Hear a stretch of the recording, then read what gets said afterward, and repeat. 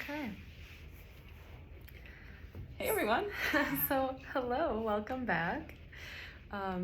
Just a quick reminder, I'm Megan. I'm a BSW student. I use she, her pronouns. And we are at the BSW MSW Student Support Group. This is our second group today. My co-facilitator will introduce herself. Hello everyone. My name's Kylie again. I use she, her pronouns, and I am also a BSW student. Mm-hmm. You go for it. Did you guys just want to go around real quick and remind us your names, pronouns, and programs? Yeah, I'll start. I'm Cass. I'm an MSW student, and I use she, her pronouns. Audrey? Yeah, please. Go ahead. Yeah, I'm Audrey, and I use she, her pronouns, and I'm a part of the BSW program. And Audrey, just so you know, Anai's not joining us today, so in Okay. the room we have Cass, us, and you. That's good to know. Awesome. And then real quick, I just would like to briefly go over the agenda for today's meeting, and then we'll jump into everything. So first we're going to establish the group meeting purpose and we're going to recap last meeting, kind of some of the things that we accomplished, talked about. And then we are going to establish some group norms and work more on that. And have a couple discussion questions and wrap up with a couple self-care activities. So if that sounds good to everybody, we can start. Good? Great. Awesome. Should we start with the first discussion question? Sure. All right. So one thing that we did not discuss last week were some group norms. So I thought because we're going to be meeting for the next 1 week, we might as well go around and talk about some of the expectations we have for the group, what you kind of want out of it, and what would make you feel the most comfortable. So if anyone would like to start. I think for me, I really just want to get like a support base of people who are in like a similar situation as me and who like really get it. It's hard sometimes like outside of this kind of setting to like share frustrations and people be like, oh yeah, that sounds tough, but like no, it really is. So just like having like peers who like really get it and who like will share their own stories and like listen to mine. So just like having that balance of like everybody's in it together. Yeah, Awesome. I really agree. I also I tend to be kind of an open book about kind of like what's going on with me. I'm not usually very I tend to be reserved, but like when it comes to a discussion about it, like I'm totally free with like sharing that kind of information. Yeah, I think just sort of like the mutual willingness to discuss what's going on with us, and yeah, like the active listening and showing that you kind of like commiserate or empathize, like that's really what matters to me. Awesome. And then just one more piece. We did talk last week briefly about confidentiality. So just keeping everything that we say in the group, in the room, and respecting each other on that front. Anything else you want to add? Possibly, I know we never discussed our relationship outside of the group. I was wondering what your guys' thoughts were about that. Like if we were going to see each other outside of the group, would you guys feel so comfortable saying hi or discussing this outside of the group, or would you want to keep everything inside?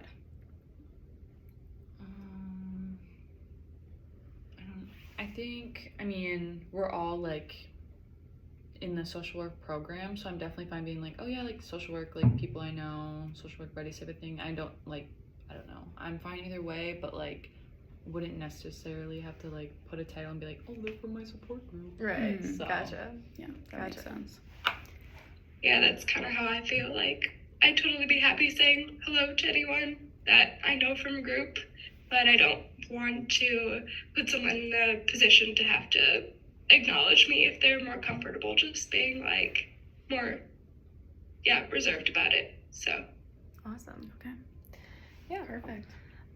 So real quick, if we want to recap then last week's meeting, kind of some of the things we did before we jump into this week. So we did a couple we got to know each other a bit more, and we had some heavy discussion on our personal lives. We used the pies chart to kind of discuss each sector. And I remember we kind of had talked about, so the physical, intellectual, social, emotional, and we really were talking about trying to focus more in on the intellectual and kind of our field placements, our college experience, being undergrad or graduate students, and just kind of that area of our lives as that is what's kind of taken over at this point. So I know we want to discuss more about that. And then we did talk about kind of intentionally moving the discussion towards stress management, coping skills, and types of support that we might want to help each other out with or seek in our own lives. Does that sound right to everybody and good to everybody? Yeah. Yeah? Good for you, Audrey? Awesome. All right, so then we have a discussion question to open it up, maybe just kind of get us thinking. So who is a professional that's doing some type of social work, doesn't have to be labeled a social worker, that you look up to, and why do you look up to that person? So what are they showing you? What are they exemplifying that makes you excited about social work, about the field? If you want some time to think, you can also go first. Yeah, absolutely. I was thinking at my field placement, my executive director is a very powerful, independent woman who is kind of a boss-ass bitch. Excuse my French. But she's super cool and just gets a lot of things done, and she's very well-spoken and does so many things. So I definitely aspire to be her. Especially when she's doing something that she's so passionate about. Like, she's super passionate about reentry and criminal justice and justice reform. So I just think she is doing a really cool thing in this world, and I like her a lot. Cool. Yeah. For me, I agree. I look up to my field placement supervisor, who's a representative at the Wisconsin state legislature, and she's working against a lot of odds, both being in the Democratic caucus of a Republican-controlled legislature, so she's navigating that relationship, but also being a Black woman in the Wisconsin state legislature, which is not super common, and just requires a lot more consideration about how she goes about her day to day, and as a female, as just a person who is very passionate about bringing resources to people, she exemplifies a lot of that, and I really look up to her and hope to be able to have that kind of role in my life someday. Not necessarily the legislature, but just being a powerful woman who demands that people have justice. Yes, You know. I love that. Yeah. Cass or Audrey? Okay, I'll just go. I'll Yeah. go. I think this is someone who I did a previous internship with when I was back home in Burnett County. One of the workers, she was just boss old bird, just like this old lady, still doing the work. She was a coordinated services team, coordinator. Yeah. So CST, and she just worked with these different kids who were maybe victims of abuse and stuff, and just helping them out and taking an interest in them and really trying to get to know them, their interests, and things that she could do to hopefully make their transitions or just experiences a little bit easier.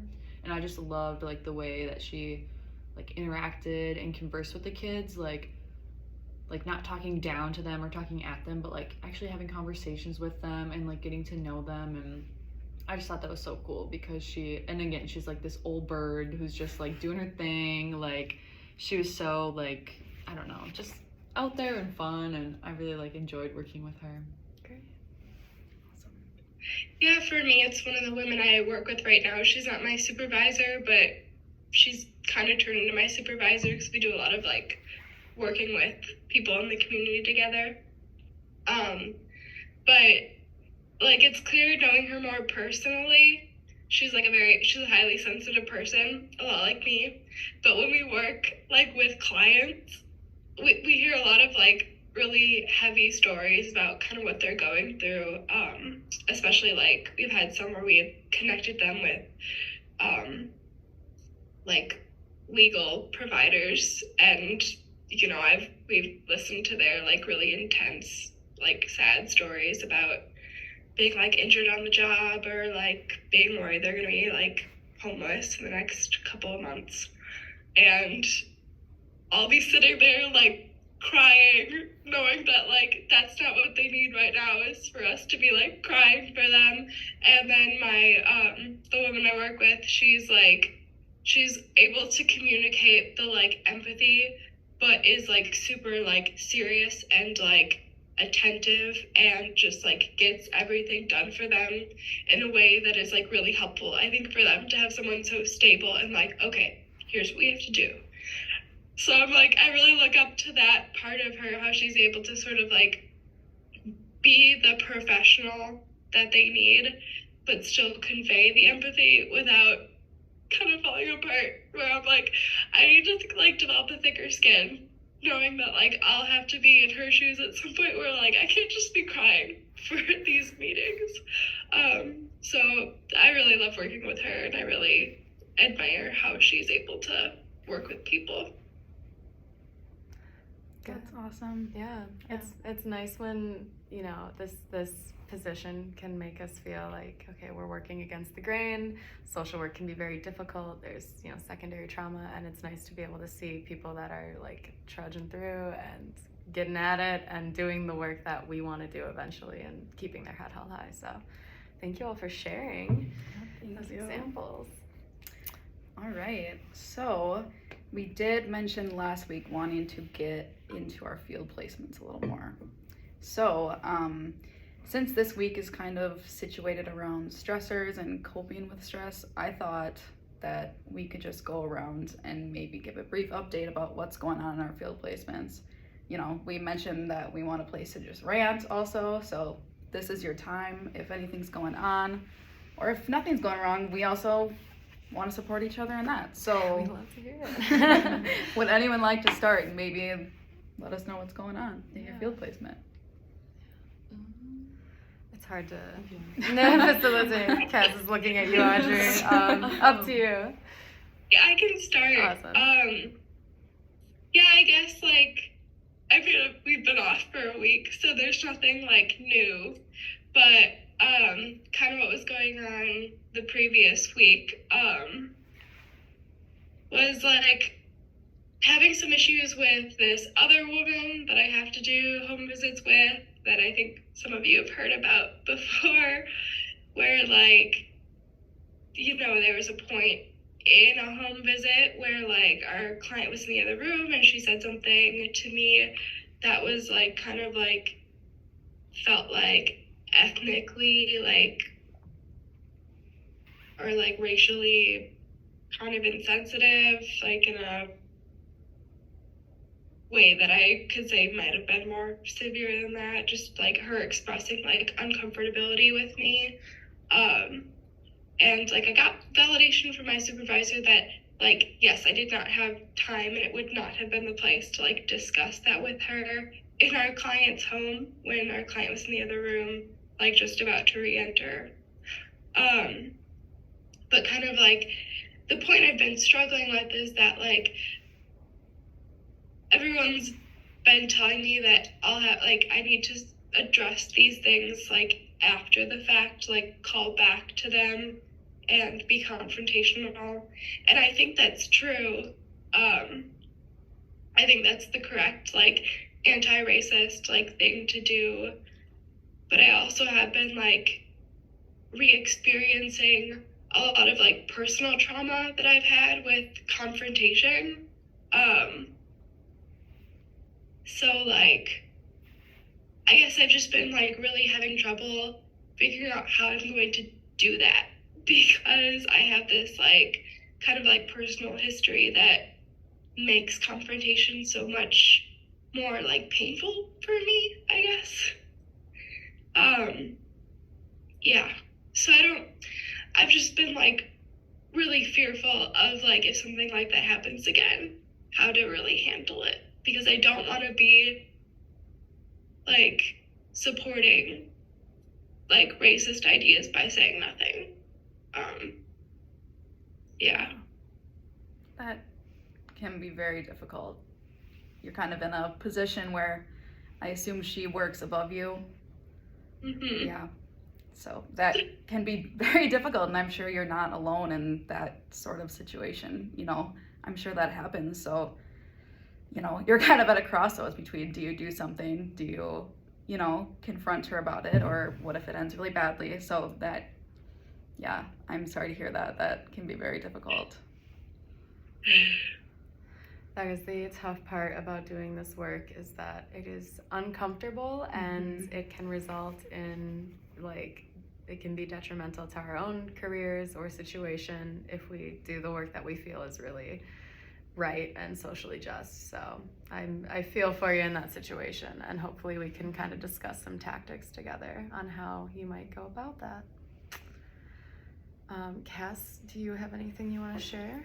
That actually ties really nicely to some things, because I love my placement, the work I do. Public child welfare is definitely my jam, but Jefferson County, it's a little bit of a smaller county, especially compared to Dane, and it's predominantly white, a lot of the workers, and they've lived in this community for ever, and so some of the comments that they make, or terminology they use, I'm ooh, it does not sit right with me, but I'm where do I stand? Because I'm just the intern, I don't have power, so to say something to my supervisor, we still have a whole year together, I don't want to make it miserable for me, on top of just being uncomfortable, and then it's then I feel bad because I'm this isn't what I believe in, I don't think this is right, but again, what is my place? I don't have power in this place, I'm just an unpaid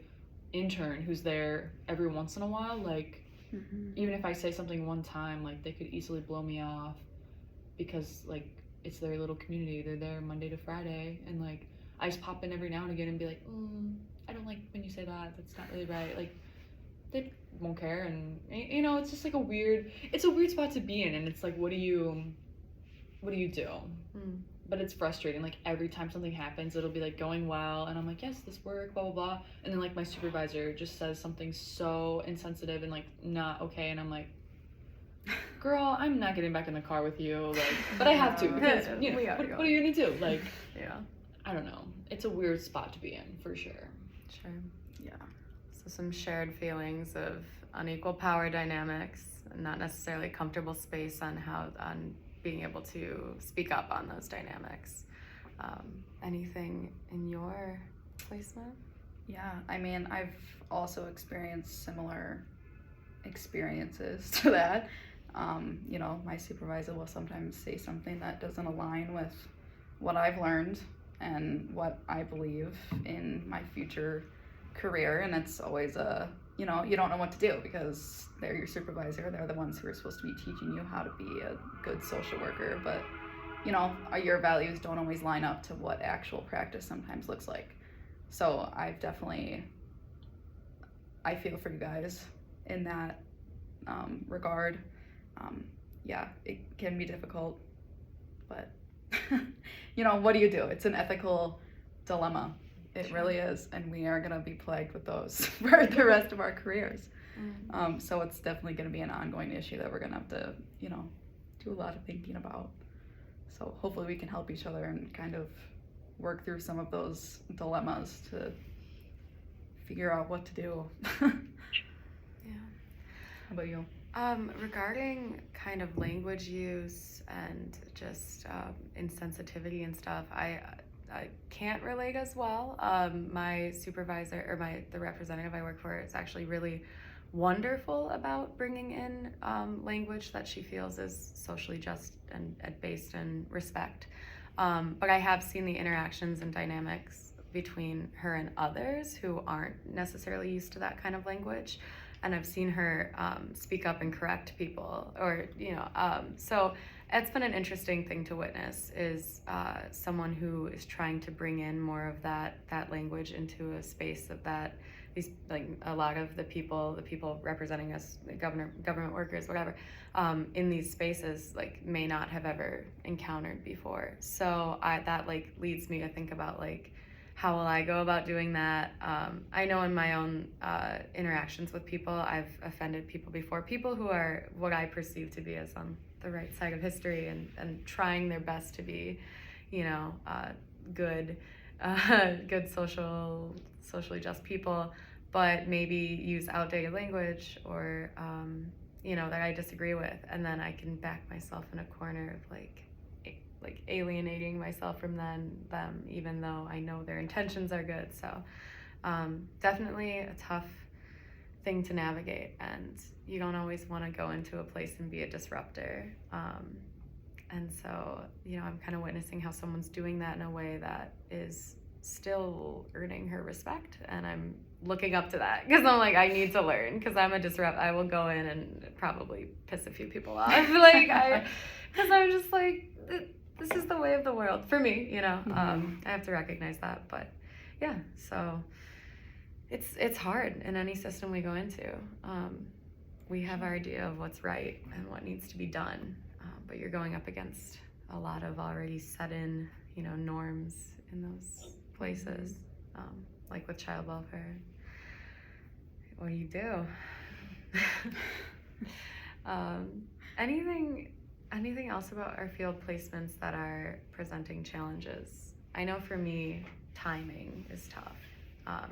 Just having time to get everything else accomplished, but also put in my 16 hours a week. Anyone else? Does that resonate? A lot. Definitely. Yeah. I'm seeing wide eyes. I'm seeing huge nods. Absolutely. I mean, that's like the answer right there, is like, oh, I'm sick right now with two things. I'm getting over the flu and I have a cold. It's great. What am I gonna do? I don't know that I can do any work this week. Yeah. Mm-hmm. So I guess I'll just be 16 hours behind. I don't know. Yeah. It seems like there's not enough hours in the day. Yeah. And missing everything those. Sorry. No. Yeah. Missing that one day can be really derailing. Yeah. So, Cass? Yeah, I feel like it's so hard, and like just trying to do like school stuff and like placement stuff, and like, I mean, I like ship 50 minutes out to get to placement, so like it's just like such a like commitment to the bit. Like I am like, headed out there to do like my little shifts or whatever whenever I have time, and like even just being there and like fully being there, not being like, oh, I have like this I need to do and that I need to do, like it's just too much. Mm-hmm. Like, but the timing, yeah, I'm like, how are we expected to do this? Like, this, who's out here just like casually doing it and like flawlessly? Because gosh forbid you miss like a day or have to take a week off, and it's like, Yeah. I have like this deadline to meet, I've got hours to get in. How? Yeah. Yeah. It can be very stress-inducing. Yeah. Which brings us to our next activity. Yeah. Now that we've thought about our stress, let's relieve some of it. I'll say, so we've definitely talked about a lot of the things that are stressing us out, whether that be ethical issues, time management, things like that in the realm of our field placement. So I thought for our activity today, we could take some time to brainstorm individually at first, and then with the group, some of the ways that we cope with those different stressors in our lives. So if you guys need paper and a writing utensil, I can provide that. Audrey, do you have something to write with? Yep. Awesome. All right, so let's just take 5 minutes, and I thought it's helpful to have the pies chart up here to identify the different coping mechanisms, perhaps in each realm of the pies chart, the physical, intellectual, emotional, and social. So if you guys want to look at that, sorry, Audrey, I'm trying to give you a good look at it. So we'll just take 5 minutes, I'll put on some music, and let's just brainstorm individually, and then we can come together and discuss some of the things we came up with. Sound good? Mm-hmm. Awesome. Playing some coffee house jazz. Yeah. Exactly.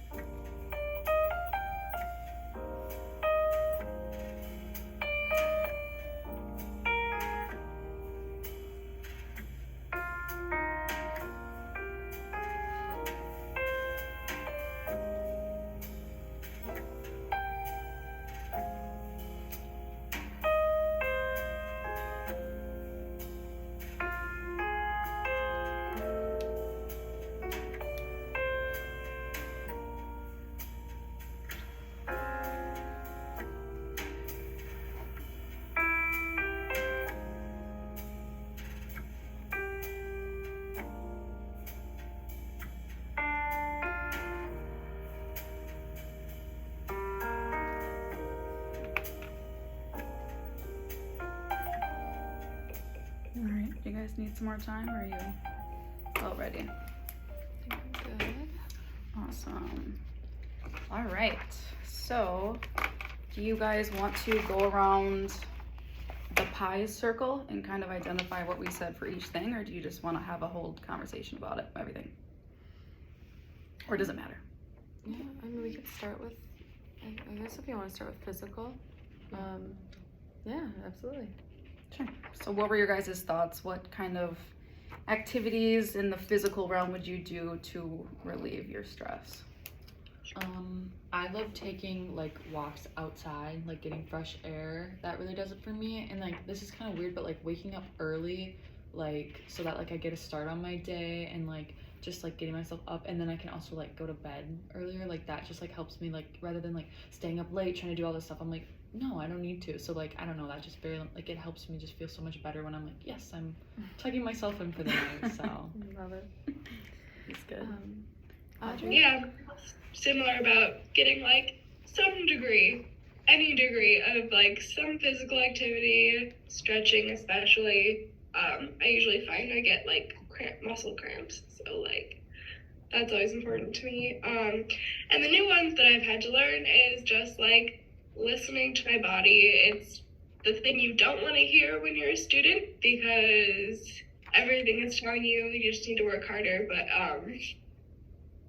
for how sick I keep getting and whatever, it's just like, well, you're being forced to rest. So just do it when that's the message. So I guess. Yeah, and it's important to listen to your body, that's for sure.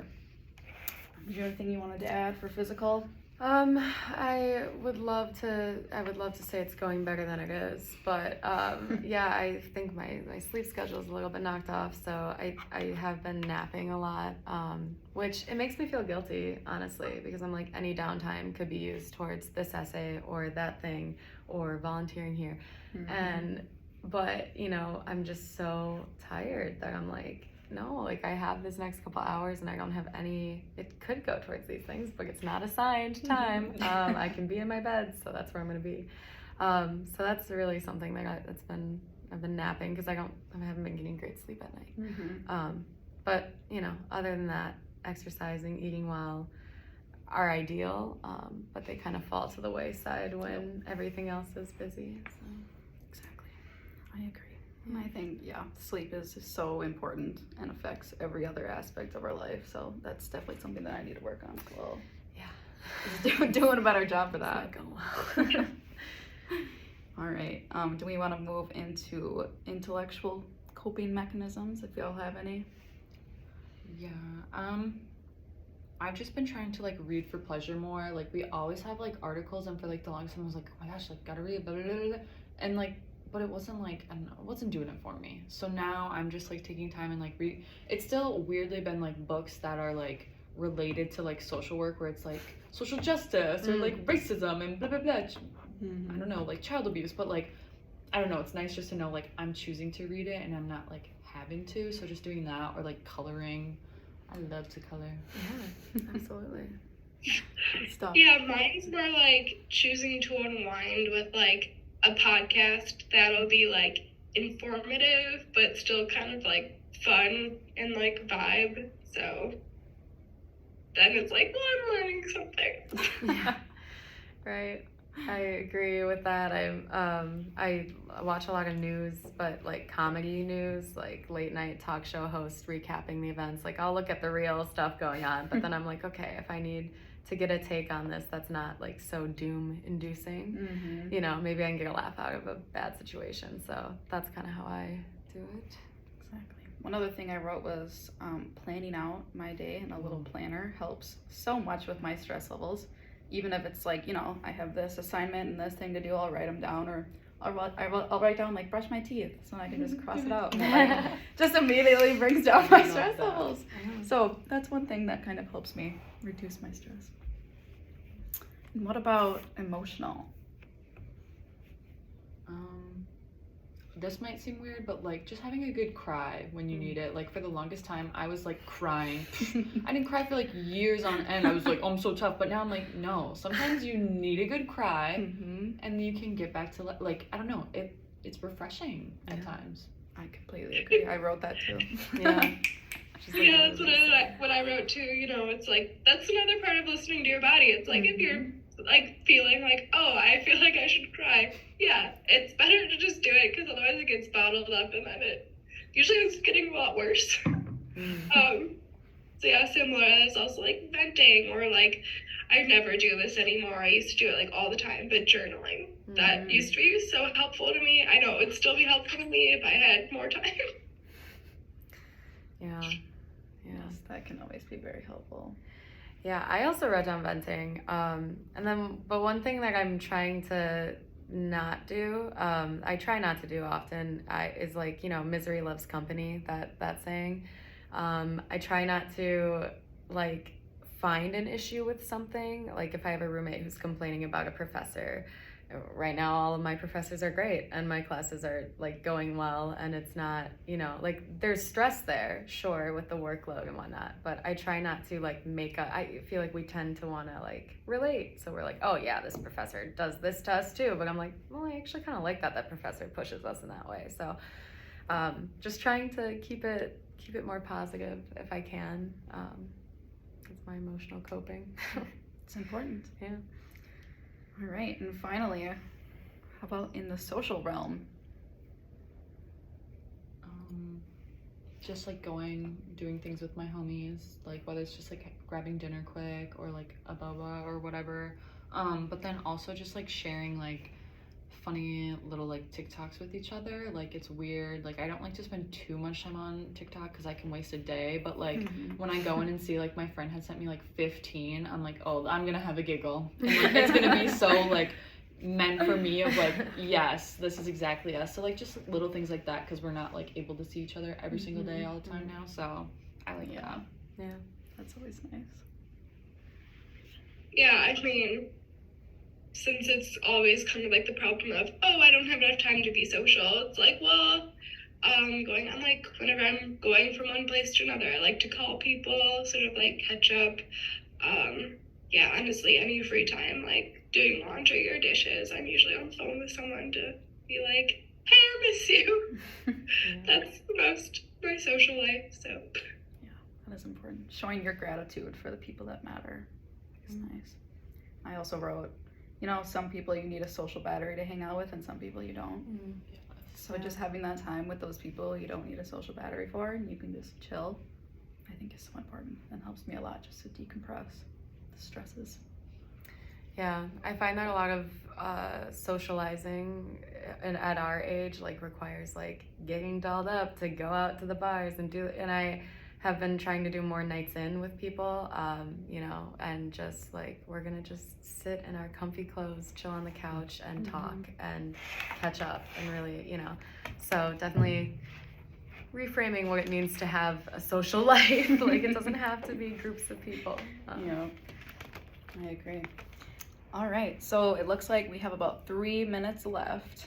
So I was going to do some arousal reduction exercises, just some breathing exercises and slight meditation. For the purpose of time, I'm gonna send you guys home with that. If you wanna do that as a little homework assignment.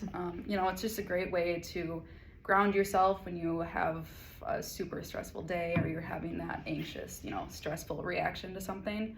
I will do it sometimes if, something really bad happens in my field placement and I just need a minute just to chill and reorganize my thoughts, and it can help me kind of reduce that stress in the long run to try, we're trying to avoid burnout here. So any little thing like that might help. So I will send you home with that.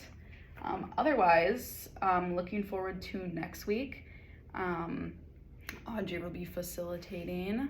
And mostly we're just gonna finish up with some closing remarks, kind of debrief the whole group, discuss what we liked, what we maybe didn't like about the group, and yeah, just have a little closing powwow.